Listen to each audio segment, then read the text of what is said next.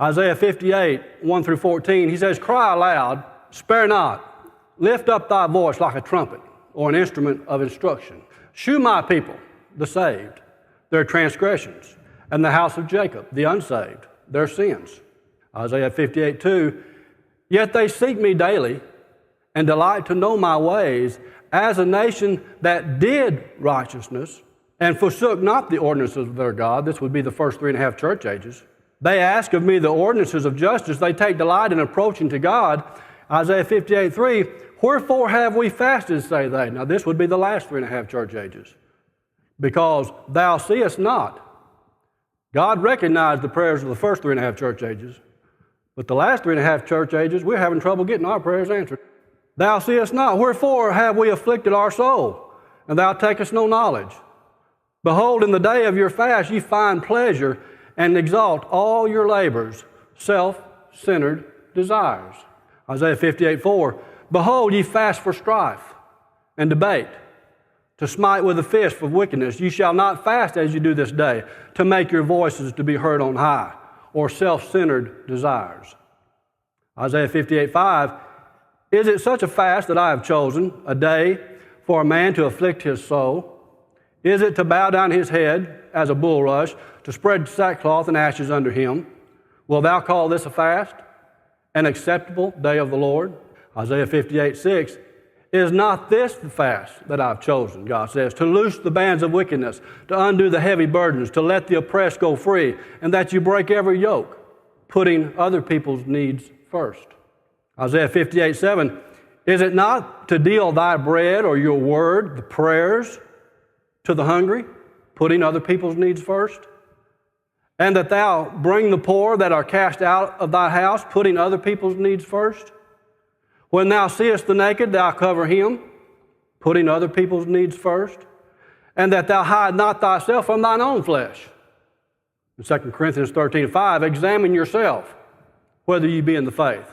Prove yourself. Isaiah 58, 8, then shall thy delight break forth as the morning, and thy health shall spring forth speedily. Thy righteousness shall go before thee, the glory of the Lord shall be thy rear reward. Isaiah 58, 9, then shalt thou call, and the Lord shall answer. Thou shalt cry, and he shall say, here I am. If thou take away from the midst of thee the yoke. Well, what's the yoke? Well, the Mosaic law, Paul said, was the yoke. Thinking you're justified by your works is a yoke. The putting forth of the finger, judging others, and speaking vanity, attributing the works of the devil to God. Galatians 5:1, Paul said, stand fast therefore in the liberty wherewith Christ hath made you free, and be not entangled again in the yoke of bondage, having reference to the law. Matthew 7:1 says, judge not that you be not judged. In 1 John 1:5, this is the message we have heard of him, of Jesus, and declared unto you, God is light, and in him is no darkness at all. So the yoke, putting forth the finger, and speaking vanity. If we take away those three things, there's some answers going to come.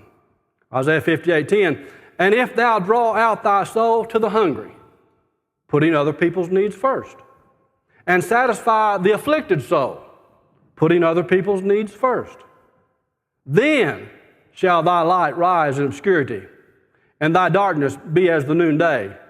And the Lord shall guide thee continually, and satisfy thy soul in drought, and make fat thy bones, and thou shalt be like a watered garden, like a spring of water whose waters fail not. And they shall be of thee shall build the old waste places. Thou shalt raise up the foundations of many generations. Thou shalt be called the repairer of the breach, the restorer of the paths to dwell in.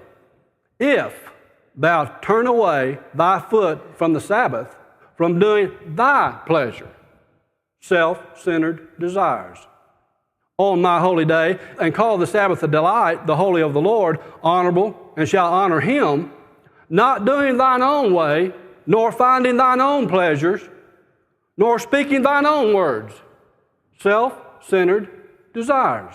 Isaiah 58:14, then shalt thou delight thyself in the Lord, and I will cause thee to ride upon the high places of the earth, and feed thee with the heritage of Jacob, thy father, for the mouth of the Lord has spoken it.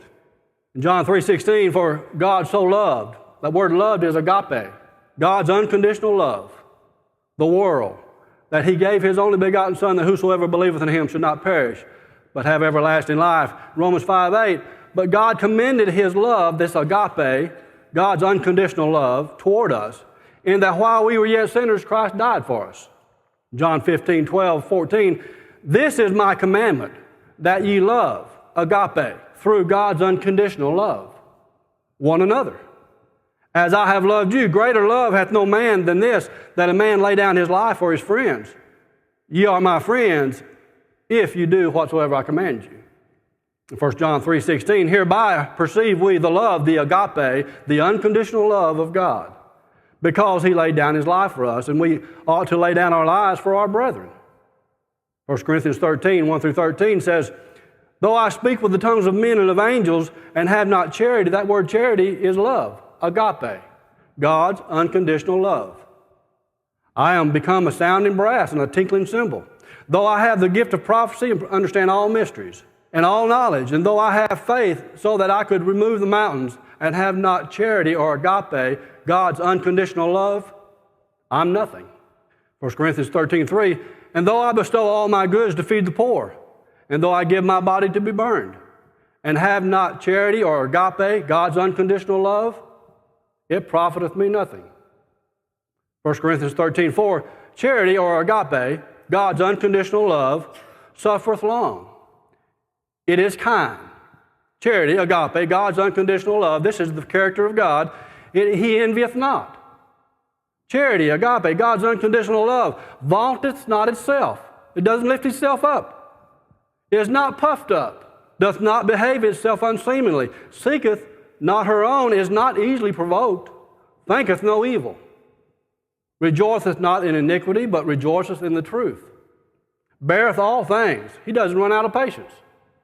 Believeth all things, hopeth for all things, endureth all things. Charity, agape, God's unconditional love, never fails. But whether there be prophecies, they shall fail. Whether there be tongues, they shall cease. Whether there be knowledge, it shall vanish away. For we know in part, or we have partial knowledge. And we prophesy in part. We act on the knowledge that we have. But when that which is perfect is come, agape, God's unconditional love working in and through the church, then that which is in part shall be done away with, that partial knowledge that we're acting in. 1 John 4:11-12, beloved, if God so loved us, we ought also to love one another. No man hath seen God at any time. If we love one another, God dwelleth in us, and his love is perfected in us. That which is perfect is come. 1 Corinthians 13:11, when I was a child, I spake as a child, I understood as a child, I thought as a child, but when I became a man, I put away childish things. For now we see through a glass darkly, but then face to face. When God's unconditional love works in and through the church, now I know in part, but then when God's unconditional love works in and through the church, shall I know even also as I am known. We will see ourselves as God sees us. Jeremiah 29:11, for I know the thoughts I think, says the Lord, thoughts of peace and not of evil, to give you an expected end. He don't see you as sick. He sees you as made whole. So we got to come into an agreement with what he sees. 1 Corinthians 13:13, and now abideth faith, hope, and charity, these three, but the greatest of these is charity, agape. God's unconditional love is the greatest of all.